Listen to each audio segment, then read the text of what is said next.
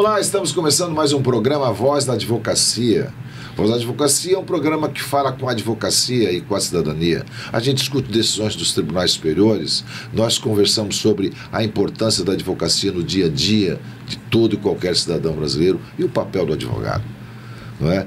E nós vamos conversar sobre condomínios, sobre assessoria empresarial, sobre a história da advocacia empresarial e condominial no Brasil e no Rio Grande do Norte. E para isso nós temos aqui um dos maiores especialistas do Nordeste nesta área. Eu estou falando aqui com o Dr. Marcílio Mesquita. Bem-vindo, Marcílio Mesquita. Marcílio Mesquita é advogado empresarial, sócio fundador do escritório Marcílio Mesquita Advogados Associados, foi tesoureiro da seccional da OAB do Rio Grande do Norte, lá nos idos de 2004 a 2008, também foi tesoureiro da Caixa de Assistência dos Advogados, a CAARNE, do nosso estado, foi sócio fundador da ARNE, Associação dos Advogados do Rio Grande do Norte, e atualmente é conselheiro seccional da OAB, não é? Faço questão de mencionar, e também vice-presidente da ANATRA, Associação Norte Rio Grandense dos Advogados, da qual ele participa desde a reabilitação da associação lá nos idos de 2000, 2002, companheiro meu de muitas jornadas lá na ANATRA. E também agora é diretor da ANACOM, Associação Nacional dos Advogados de Condominiais. Portanto, nós estamos de fato falando com um especialista. E além de tudo, para acrescentar, ele não é só isso. Ele é um grande advogado e um leal amigo de todas as horas. Obrigado, Marcílio, seja bem-vindo. Luiz Gomes, bom dia a todos. Satisfação fazer parte aqui da Voz da Advocacia para tratar de temas afeitos, logicamente, à advocacia e à cidadania, que a advocacia é a voz da sociedade, é a voz do cidadão, a advocacia que traz o equilíbrio e a segurança jurídica para todos nós. E nada mais justo do que contribuir com as associações, com a nossa Ordem dos Advogados, nessa busca incessante de melhorar e estabilizar o nosso trato no dia a dia, as nossas relações diárias, em qualquer situação. Situação essa que pode ir desde uma simples locação residencial, um contrato simples de locação residencial, até um contrato complexo de incorporação imobiliária. Então, é sempre preciso nós estarmos atentos a isso para que nós tenhamos a maior tranquilidade possível. E aí a advocacia é a base para isso tudo. Sem dúvida, eu tenho conhecimento de causa da história de Marcílio Mesquita. Eu quero falar aqui para você que está acompanhando aqui o nosso programa. Marcílio Mesquita eu conheço há muitos anos, algumas décadas, né? E sei da exigência, da qualidade do trabalho do seu escritório. Portanto, é um escritório muito especializado, eu conheço sua história há muito tempo, por isso eu tenho a liberdade de perguntar muitas coisas para você. Mas também sei que você é um cara dedicado na defesa da advocacia, é um cara dedicado na defesa da nossa Ordem dos Advogados. Em várias eleições que eu também participei, você esteve junto, sempre na defesa de uma advocacia ética, de uma advocacia responsável e garantindo sempre as prerrogativas dos advogados. Portanto, eu quero só que você faça nessa primeira entrada a importância da nossa participação sua, nas instituições como maneira de assegurar uma boa advocacia. Qual é o seu aconselhamento aqui para os nossos colegas que estão bem ali? Meu caro Luiz Gomes, em especial aos colegas e à sociedade como um todo que nos ouve, nos assiste nesse momento, né? Desde o ano de 2000, pouco mais dos anos 2000, a gente não pode falar muito assim para não entregar muita idade, né? Mas desde o início aí dos anos 2000, que nós entendemos que participar da vida da advocacia enquanto os órgãos, as instituições, em especial a nossa OAB, é de extrema importância, porque isso fortalece a advocacia, e a advocacia fortalecida, meu caro Luiz, meus caros ouvintes, ela traduz no fortalecimento das relações sociais. E aí a OAB ela está aí como essa base. Mas além da OAB, existem as outras associações que vêm a somar esforços. Dentre elas, a ANATRA, que também eu tenho a honra de fazer parte já algumas gestões da sua diretoria. Atualmente está fazendo parte da condição de vice-presidente, e aí vem muito por aí, nós vamos tratar disso mais à frente um pouquinho.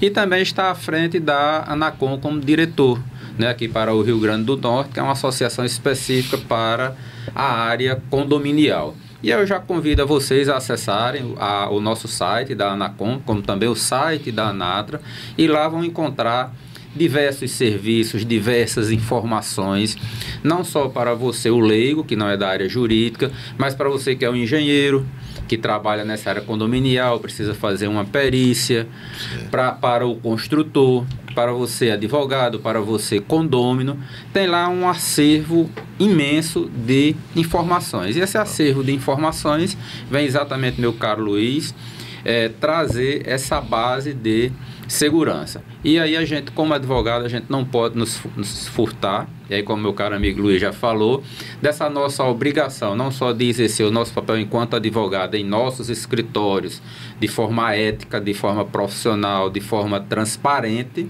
mas levar isso também para toda a sociedade, e além do muro dos nossos escritórios. Essa é a nossa grande missão. Marcílio, eu acho exatamente, sou um subscritor das suas palavras, fique certo disso.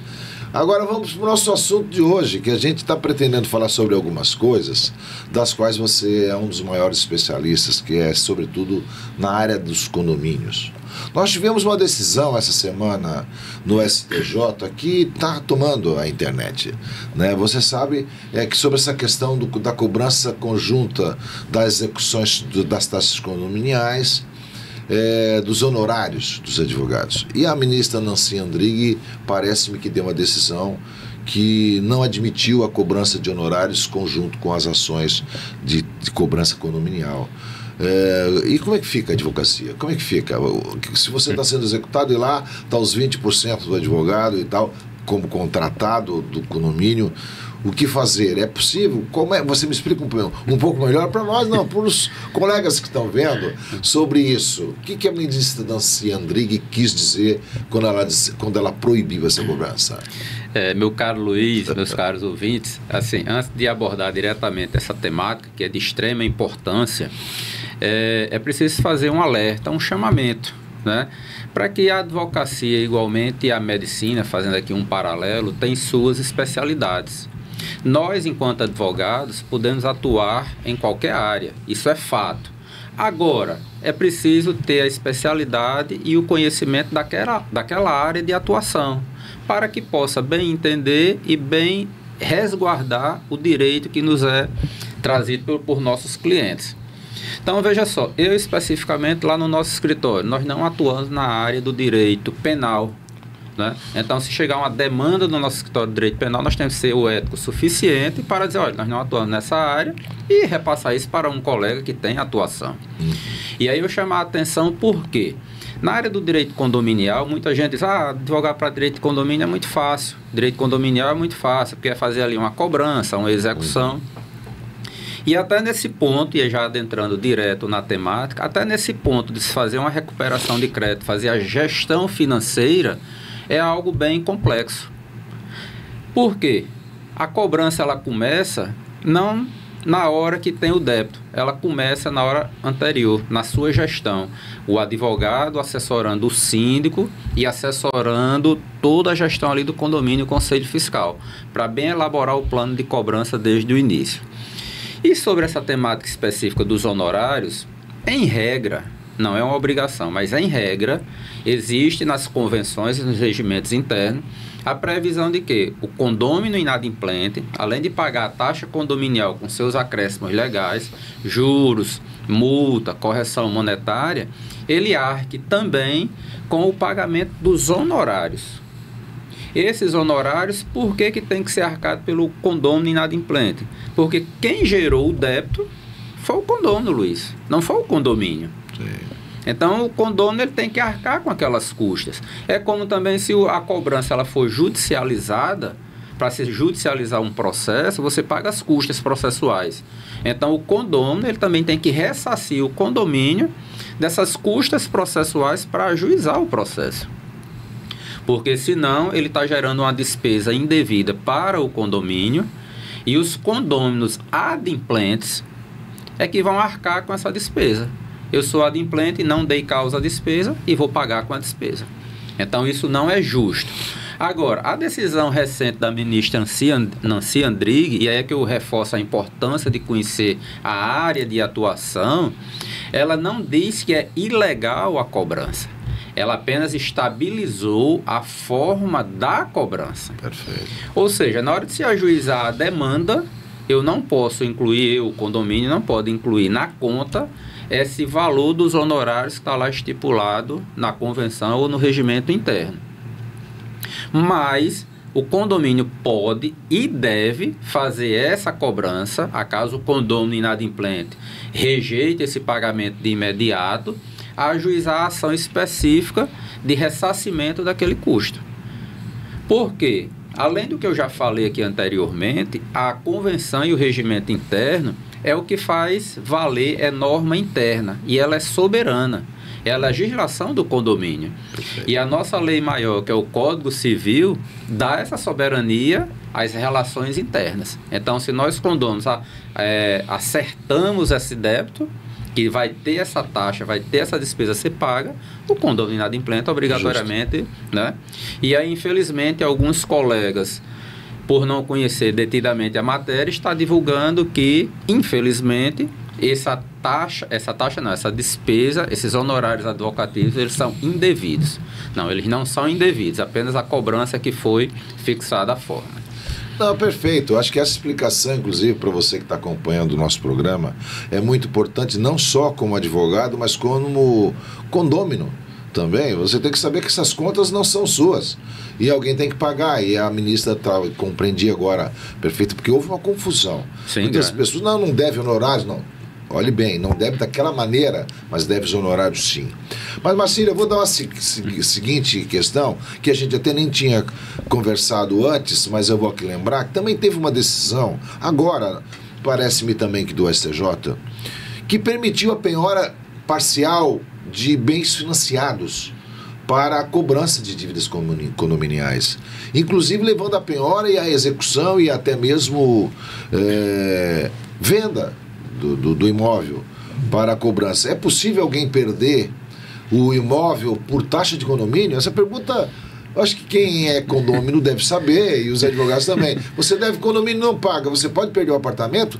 Doutor Marcílio vai explicar, diga, Marcílio. Meu caro Luiz, assim, igualmente a temática anterior, sempre tem um plus a mais aí para a gente tratar, além da temática específica.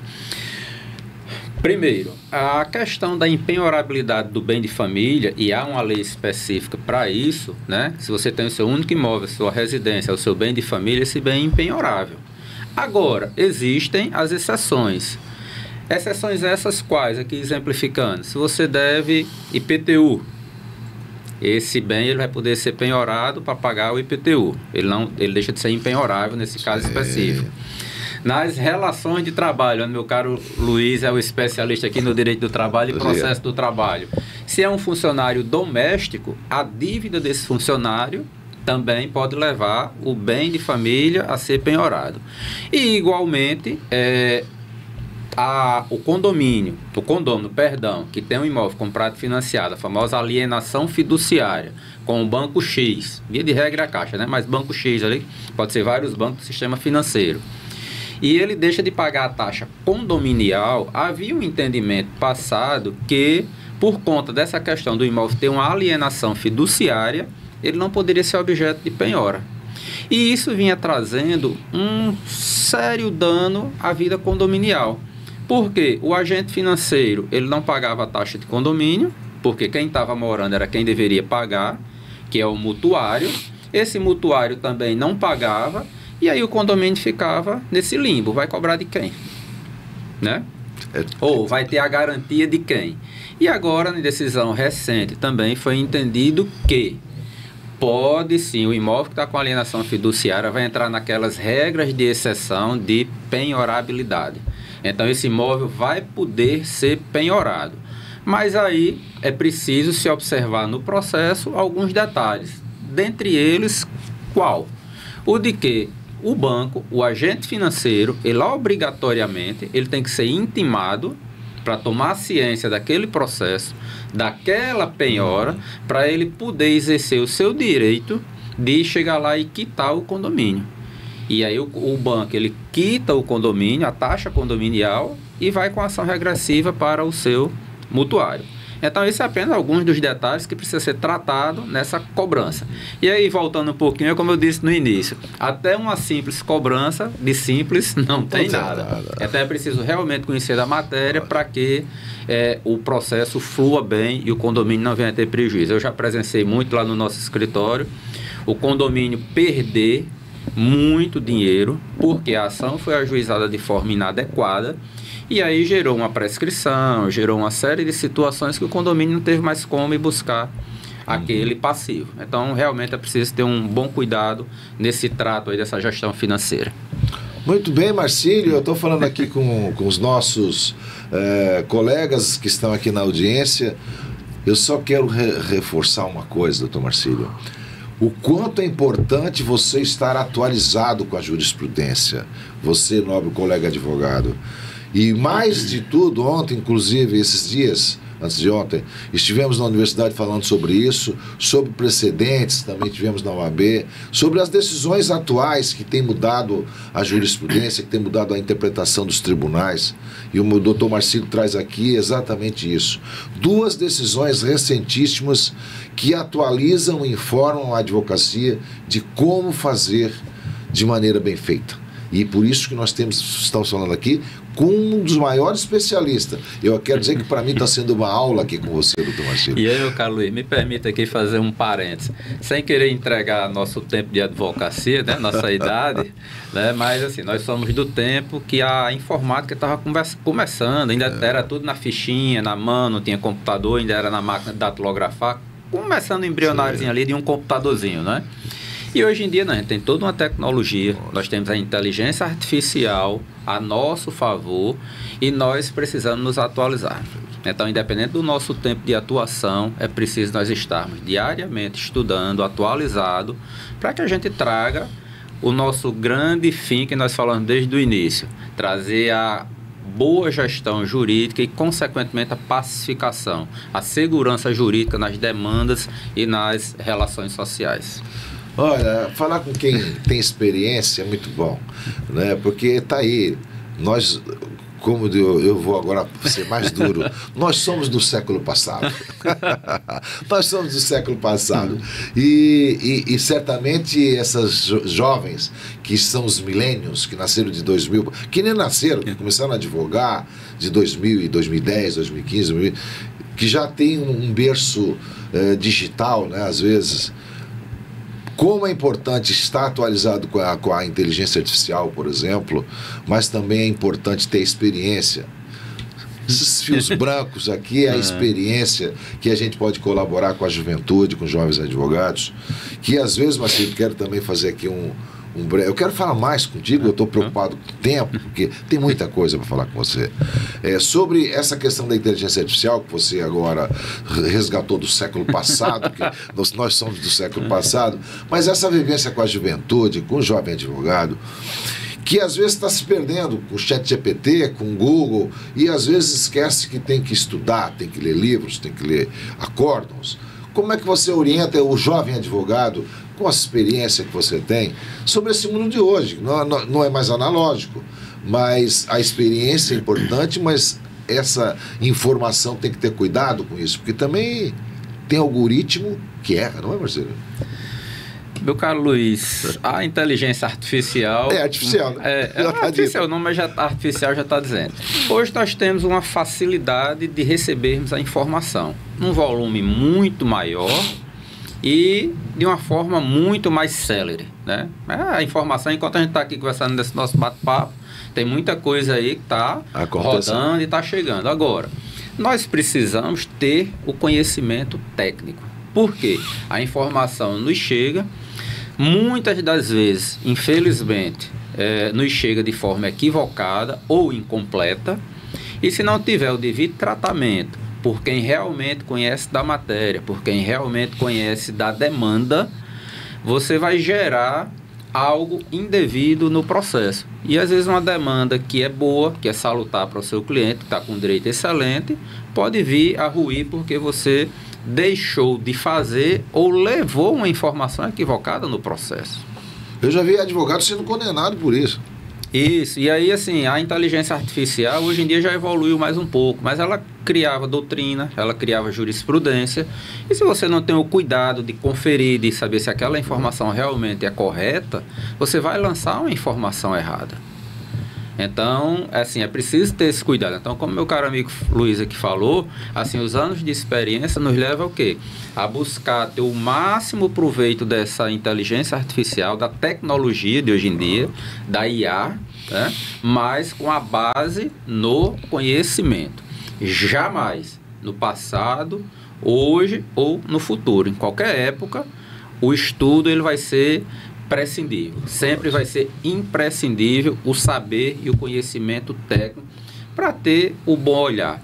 E aqui, Luiz, fazendo jus, que já foi dizer que nós éramos do século passado, assim, ter a base e a visão Sim. da experiência. Porque muitas vezes agir de forma assodada, de forma rápida, aquela informação ali já tratar, como por exemplo, está sendo tratado de forma equivocada essa questão dos honorários, essa decisão da ministra Nancy Andrighi, né? Então isso leva a uma desinformação tremenda.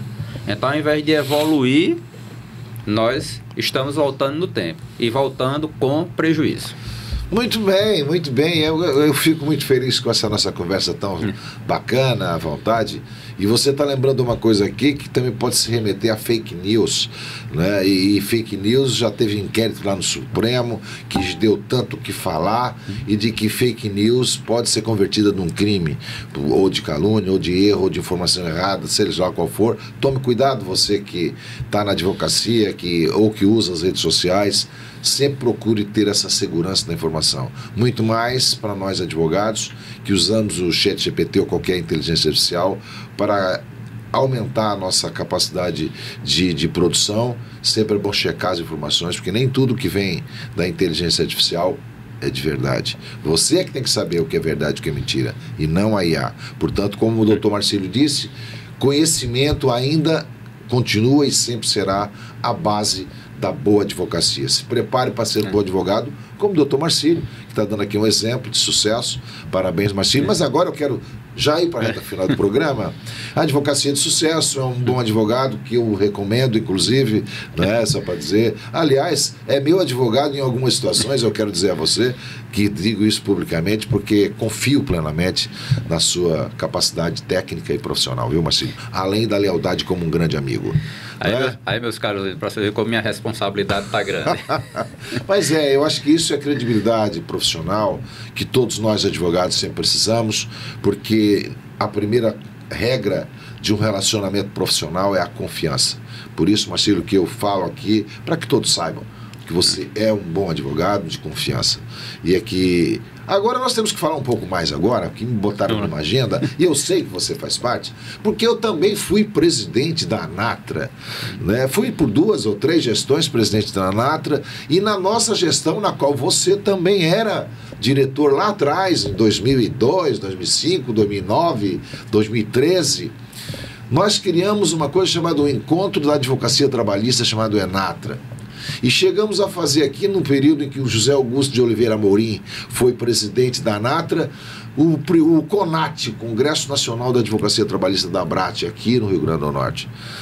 E, ou seja, nós movimentamos muito a Associação dos Advogados Trabalhistas e você era sempre o primeiro dirigente a colaborar. E agora você é o vice-presidente, não é?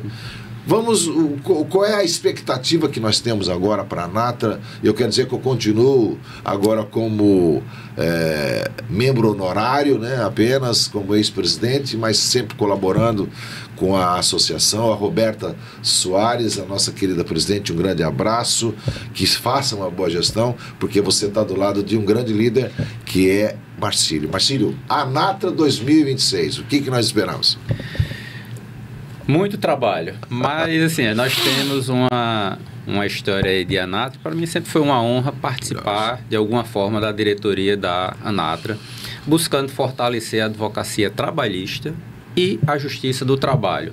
Esse órgão, essa parte da justiça do Brasil tão imprescindível à soberania, tão imprescindível ao estabelecimento das relações sociais, das relações de trabalho, né? Então, a justiça do trabalho, ela jamais pode deixar de existir. É bom fazer esse registro, meu caro Luiz. E com relação à ANATRA, nós tivemos já a satisfação de participar como diretor, conselho fiscal, diretor tesoureiro, tesoureira adjunto, assim, sempre assim, eu sou o bom soldado na trincheira. Bom companheiro. Me convocando, nós estamos à disposição. E agora sobre a orientação, a batuta, digamos assim, da nossa presidente, Roberta Soares. Fomos eleitos agora, tomamos posse recentemente, já fizemos o primeiro evento e temos uma agenda muito forte para 2026, né? Sempre com foco na advocacia trabalhista, no sentido de que ter um bom relacionamento com o nosso tribunal, que é o TRT da 21ª Região, ter um bom relacionamento institucional com a ordem, que nós trabalhamos irmanados, e especialmente, muito especialmente, voltado para a advocacia trabalhista, para que ela seja cada vez mais respeitada em todos os seus aspectos, inclusive quanto à questão da preservação de seus honorários e a independência, meu caro Luiz, meus caros ouvintes, da autonomia da contratação desses honorários. Por sinal, agora nós vamos ter, eu não sei se vai ser esse ano ainda, porque o recesso se aproxima, mas para o ano, com certeza, nós estaremos julgando a matéria muito importante, que é a questão da preservação do contrato dos honorários no percentual de até 30%. Aonde tem alguns magistrados que entendem pela impossibilidade ou pela ilegalidade dessa cobrança. E outros, que a grande maioria, entende sim pela liberdade da contratação, que é a liberdade que está prevista no nosso Estatuto da Advocacia, a Lei 8.906/94, onde estabelece a liberdade de contratação com os nossos clientes. Então, essa é uma matéria que a ANATRA também já está como amicus curiae, e além disso, nós vamos trazer vários eventos, vamos trazer, se possível, já está aqui fazendo um spoiler, né? Me perdoe, minha presidente Roberta. Nós vamos trazer, sim, estamos pretendendo trazer um CONAT para cá também. Já estamos trabalhando nesse sentido.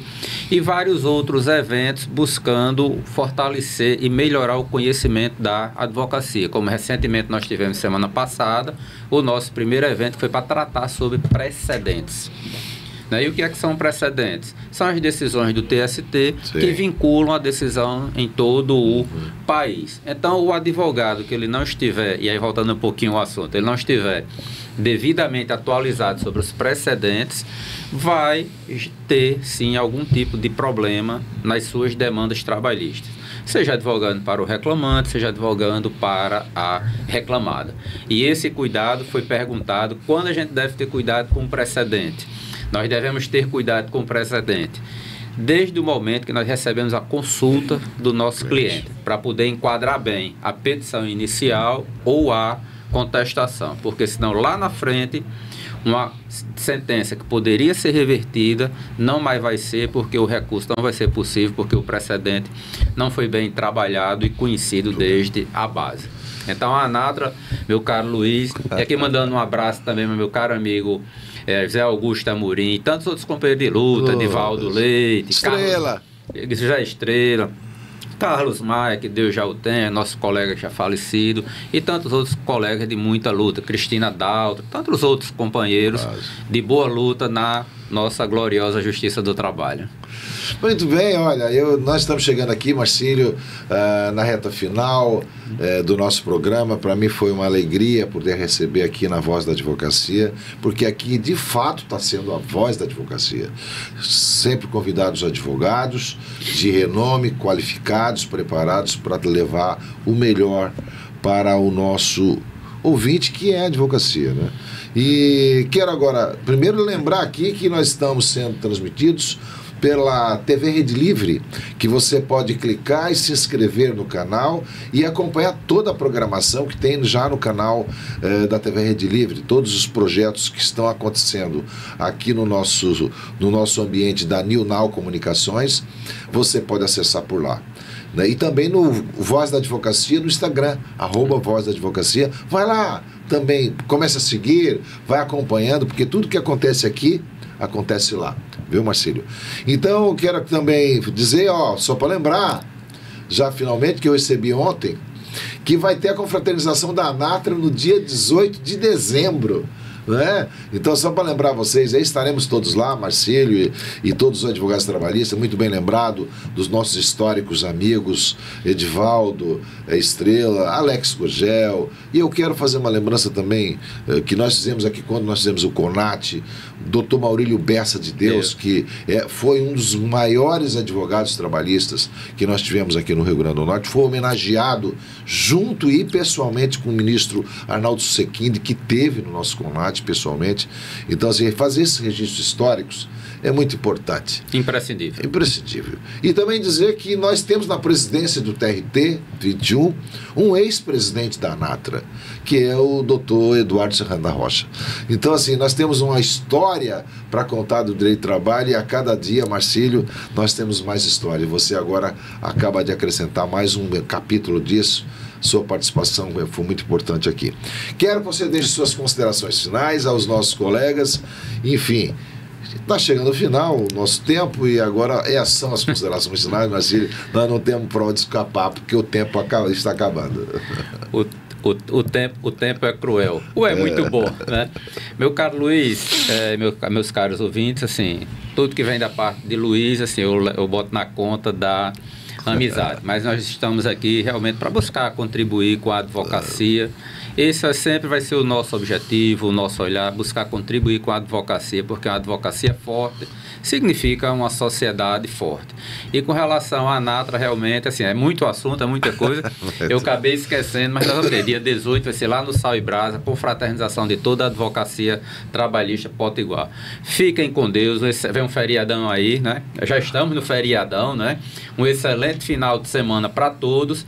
E, Luiz, eu estou à disposição para contribuir sempre que você aqui nos convocar. Muito obrigado, Marcílio. Esse foi o programa Voz da Advocacia, feito para informar, trazer notícias relevantes e também notícias atuais sobre o que acontece no meio da advocacia. E nós falamos hoje com o Dr. Marcílio Mesquita de Góes, que é vice-presidente da ANATRA, diretor da ANACOM, conselheiro seccional e um grande ilustre advogado do Rio Grande do Norte. Obrigado, Marcílio. Obrigado a todos que ficaram conosco até agora. O Voz da Advocacia fica por aqui. Eu espero você no nosso próximo episódio. Um grande abraço e até lá.